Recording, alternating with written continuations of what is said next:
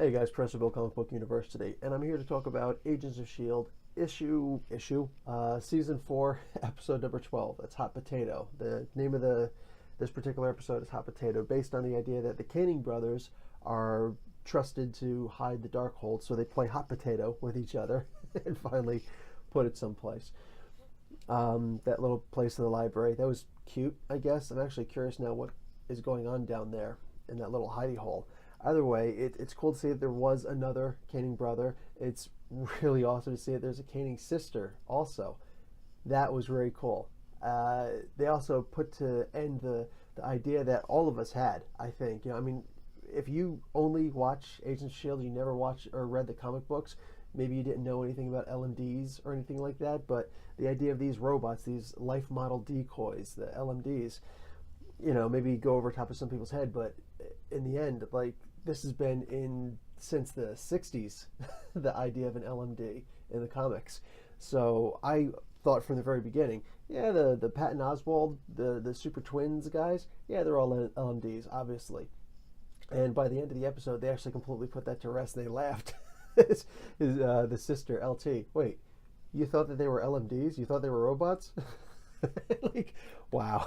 That's a good way to have somebody laugh at the audience and it just be really fun. The new Ghostbusters movie that came out, that is not the way to laugh at the audience and still have fun. That's just demeaning.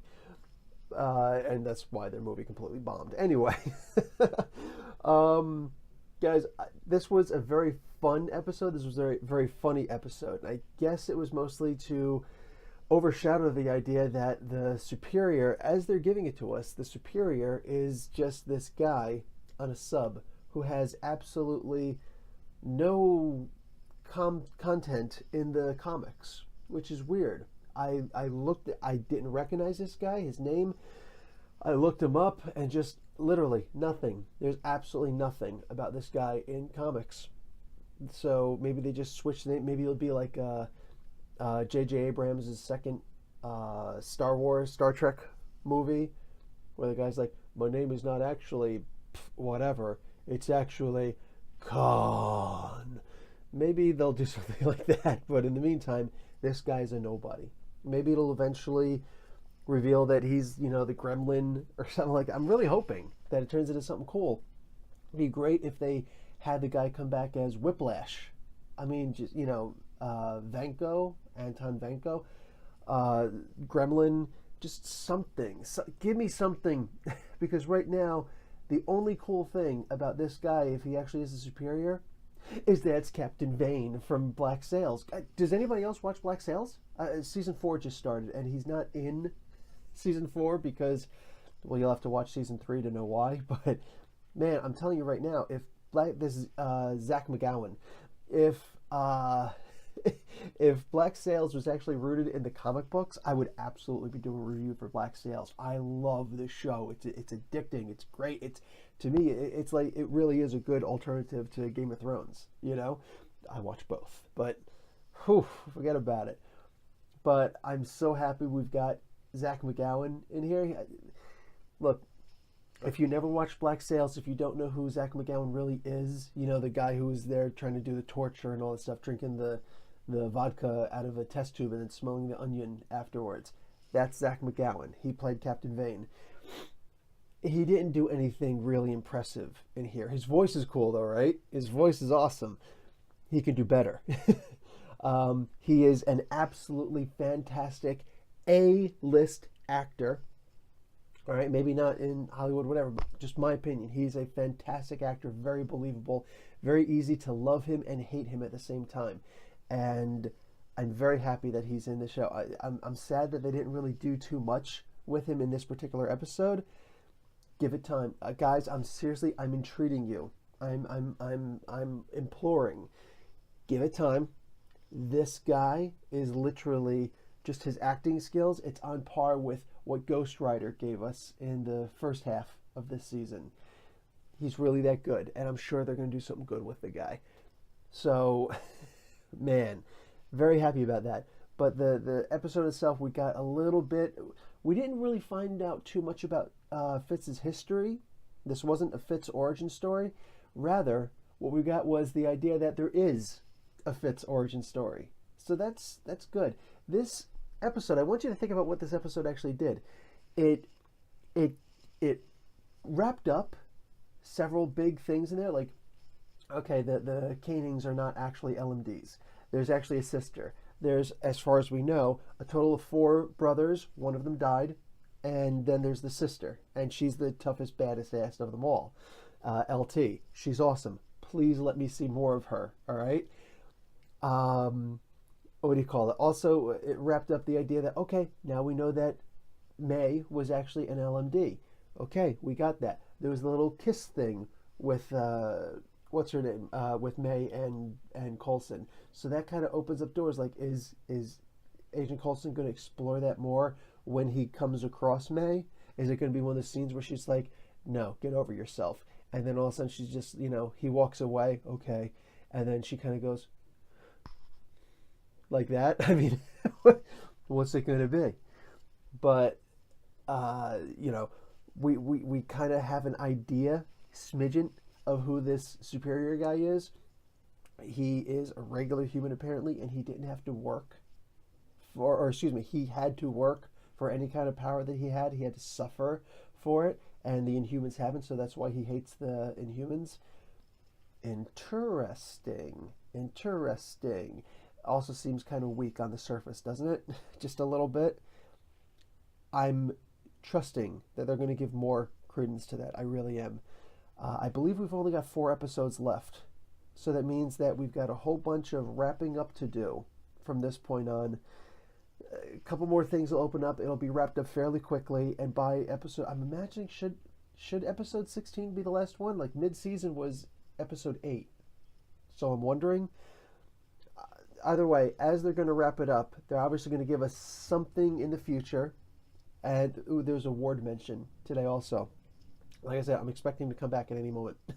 I'm surprised that we went a whole half a season, and then some, 3/4 of a season apparently, without seeing him. Either way, a lot was wrapped up in this episode, but still a couple more doors open. You saw that brain? That's what the Darkhold can do. Yeah, the bad guy's got the Darkhold now. That brain, that's a quantum computer. Think like Cyborg over in the DC universe. Solid light. So photons, right? Solid light particles to make this quantum computer. I thought that was absolutely gorgeous. That was, to me, former electrical engineer, I'm just like, look at this. The idea that, they have a soul, I don't believe that they have a soul. I don't believe that Radcliffe believes he has a soul. Now, I want you to think of what maybe you didn't notice it. I barely noticed it. The idea that we actually got a lot more on Radcliffe. He faked that he was captured. He actually wasn't captured. He was just part of the interrogation process, which is, yes, that is what you do in interrogation. I know they have the idea of, waterboards, enhanced interrogation. If there's not one word for something, then you can think a little bit deeper into it and think exactly what the translation is. Enhanced interrogation is simply a fudged word, an alternative fact for torture. Okay? But actual military handbook, I was in the military too, military handbook for what the interrogation actually is, because there's a difference, is that you try and gain sympathy and whatnot. So having a plant in there, to try and extract more information. He knew that he wouldn't be able to take the torture and all that good stuff. But he also broke, because Radcliffe isn't very good at that. But we saw that Radcliffe does not like torture at all. It's funny. He was willing to let Ada kill 2 flunkies and hurt a right-hand man, and threatened to hurt or even kill the superior, but he wasn't willing to allow someone to be tortured. So think about that. Think about how much we just learned about Radcliffe. Life means nothing, but pain does. And his LMDs don't mean anything either. Literally said to the Agent May replica LMD, "You weren't built to last." Wow, man, that was just cold. So we did learn something about Radcliffe, and I like that, because he's going to be I'm hoping he's going to be with us for a while. He's already been with us for a while, since the 3rd season. Was he there for the 2nd? Yeah, it all blends sometimes. Anyways, at least since the 3rd season. and I'm expecting to see him next season also. He's a really good part. I like the idea when he actually sung like a canary. Anyway, so yeah, the episode was light, and I always say the bad things first. The episode was light, and it was, they used a lot of humor and comedy to overshadow the idea that they didn't give us a whole lot. When they solved certain things, it didn't seem quite as fulfilling as I think it should have, and the Superior was less than impressive in his actual debut. But the good parts, the Superior is Zach McGowan. Boom. The episode was very funny. We did get to see more of Patton Oswalt. They did introduce a sister, which was very cool. I have to actually look up who that actress is because she was just on par. She was awesome. And then what else did they do? They wrapped up a couple things and moved on and opened up the idea of a couple other smaller storylines. We're going to see who this guy is. We're going to see what this guy actually does. Anyway, guys, it's late. It's literally late. It's 5:45. So I'm going to wrap this episode up, edit this, put this out in the AM, and then we're done. All right, guys. Good episode, guys. Professor Bill, Comic Book University. Class dismissed.